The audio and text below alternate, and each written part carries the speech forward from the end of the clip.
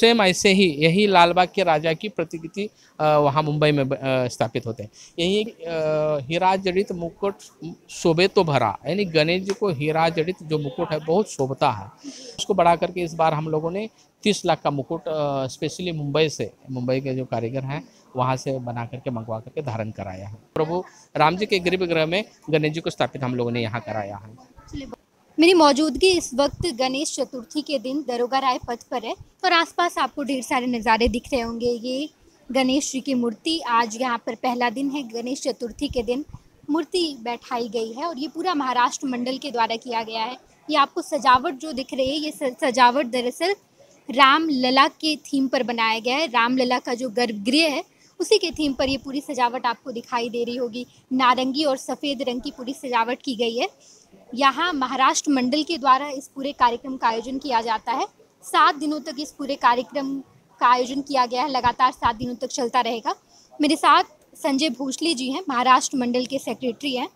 Sir, इस बार आप लोगों का जो थीम है वो बड़ा अनोखा है, कैसे ये माइंड में आया? प्रथम तो देशवासियों को, बिहार वासियों को और मेरे प्यारे पटना वासियों को महाराष्ट्र मंडल पटना की ओर से गणेश चतुर्थी की हार्दिक शुभकामनाएं मैं बताना चाहता हूं। पिछले 1974 से हम लोग महाराष्ट्र मंडल यहाँ गणेश पूजा का आयोजन करते आ रहा है, लेकिन 2011 से हम लोगों ने कुछ अलग करने का सोचा, क्योंकि पहले जो 1974 से होता था तो महाराष्ट्र मंडल के जितने सदस्यगण थे उन्हीं की उपस्थिति में कार्य आयोजन होता था, वो भी छोटा 3 दिनों का आयोजन होता था। तो हम लोगों ने सोचा क्यों नहीं इसको भव्य रूप दे करके हमारे जो बंधु है बिहार के, उनको भी हम महाराष्ट्र मंडल में जोड़ने का प्रयास करें। और हम पिछले 2011 से एक मुंबई में जो लालबाग के राजा बहुत ही प्रचलित है, मुंबई में रह करके मुंबई के वासियों को वहाँ के लालबाग के राजा का दर्शन होना नहीं मुश्किल, नहीं बहुत ही मुश्किल से होता है। तो बिहार से जा करके, पटना से जा करके तो नामुमकिन ही हो जाता है दर्शन करना। तो हम लोग सोचे क्यों नहीं लालबाग के राजा का प्रतिकृति वहाँ से मुंबई से मंगा करके यहाँ महाराष्ट्र मंडल के माध्यम से यहाँ पटना वासियों को, बिहार वासियों को दर्शन कराया जाए। प्रतिकृति आपके कहने का मतलब है कि बिल्कुल ऐसा ही वहाँ पर भी होगा, लाल बाग में सेम ऐसी मूर्ति बैठी होगी? सेम ऐसे ही यही लाल बाग के राजा की प्रतिकृति वहाँ मुंबई में स्थापित होते हैं। यही है कि वो वहाँ पे जो होते हैं वो 15 फीट के होते हैं, ये हम लोगों ने 6 फीट के, क्योंकि आने में कठिनाई हो जाएगी 15 फीट की, इस वजह से हम लोगों ने 6 फीट की मंगाई है। 6 फीट की मंगाई है और बिल्कुल ऐसा ही लाल बाग में भी होगा? सेम यही प्रतिकृति सेम वही यही है लाल बाग में भी। तो इस बार की मुकुट की बड़ी विशेषता बताई जा रही है। 30 लाख का मुकुट, डायमंड जड़ा हुआ मुकुट आया है, मुंबई से आया है, इसमें क्या खास है? मैं बताना चाहता हूँ कि गणेश जी की जो मराठी में एक आरती है उसका एक स्लोगन है, उसमें 2 लाइन है उसमें कि हीरा जड़ित मुकुट शोभे तो भरा, यानी गणेश जी को हीरा जड़ित जो मुकुट है बहुत शोभता है। तो हम लोगों ने पिछले साल सोचा क्यों नहीं गणेश जी को एक हमारी कमेटी की ओर से हीरा जड़ा हुआ मुकुट धारण कराया जाए।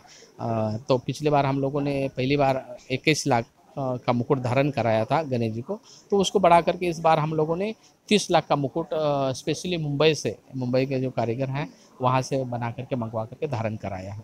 जी, मूर्ति आपने यहाँ मंगाया है, यहाँ बनवाया है? नहीं, स्पेशली जो मुंबई के कारीगर हैं उन्हीं के द्वारा ये मूर्ति बनाई गई लालबाग के राजा की। और मुंबई से यहाँ कैसे आया? बाय रोड हम लोगों ने 10 चक्का वाला जो आयशर ट्रक होते हैं उसके माध्यम से हम लोगों ने स्पेशली करीब 6 दिन उनको वहाँ मुंबई से यहाँ पटना पहुँचने में 6 दिन लगा। स्पेशली हम लोगों ने बहुत धीरे स्पीड के माध्यम से गणेश जी को मंगाया गया है। यहाँ जो डेकोरेशन हम देख रहे हैं ये थोड़ा अलग है, तो आप बता सकते हैं कहाँ के आर्टिस्ट ने किया है ये? जी, मैं बताना चाहता हूँ और हम लोग सही में भाग्यशाली हैं कि 500 साल से जो मामला अदालत में लंबित पड़ा था, वो इस बार हमारी जो पीढ़ी है हम लोगों ने उसको, हम लोग के सामने उसका निवारण हो गया। और हमारे जो प्रभु राम जी थे वो टेंट में इतना 500 सालों से थे, उनको अभी भव्य मंदिर में स्थापित कराया गया है। तो वही राम मंदिर की ही प्रतिकृति उन्हीं का देखा हुआ हम लोगों ने यहाँ प्रकट किया है। और उसी राम मंदिर के गर्भगृह में प्रभु राम जी के गर्भगृह में गणेश जी को स्थापित हम लोगों ने यहाँ कराया है। चलिए, बहुत बहुत धन्यवाद संजय भोसले जी। हमारे साथ संजय भोसले जी थे, जिन्होंने बताया कि यहाँ गणेश चतुर्थी के दिन जो प्रतिमा है वो मुंबई से आई है। रोड बाय रोड इस प्रतिमा को लाया गया है और बिल्कुल ऐसी ही प्रतिमा आपको मुंबई में यानी कि महाराष्ट्र में लाल बाग में दिखाई देगी। हम आपको इस पूरे पंडाल की खूबसूरती दिखा रहे हैं। देखिए, जिस तरीके से रामलला का गर्भगृह है बिल्कुल वैसा ही यहाँ पर सजावट किया गया है। आपको नारंगी रंग के वस्त्र से इसकी सजावट है, नारंगी और सफ़ेद। आपको याद होगा कि जब रामलला की गर्भगृह की तस्वीर सामने निकल कर आई थी, या फिर जो लोग अयोध्या गए हैं उन्हें भी ये बखूबी पता होगा कि रामलला के गर्भगृह में बिल्कुल ऐसी ही आपको सजावट देखने को मिलती है।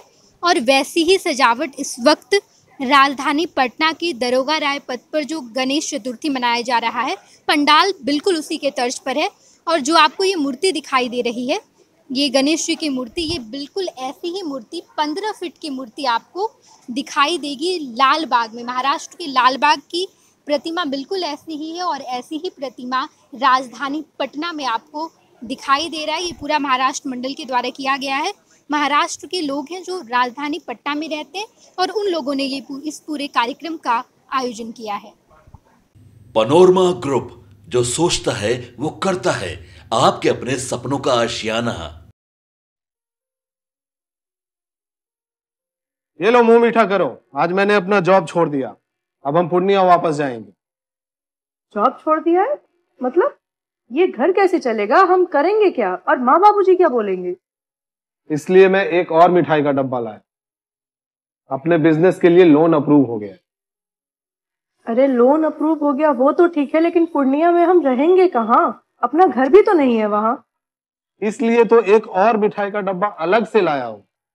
हमने पूर्णिया में घर ले लिया है, पूर्णिया के ई होम्स पैनोरमा में। पूर्णिया में पैनोरमा ग्रुप लेकर आए हैं ई होम्स पैनोरमा।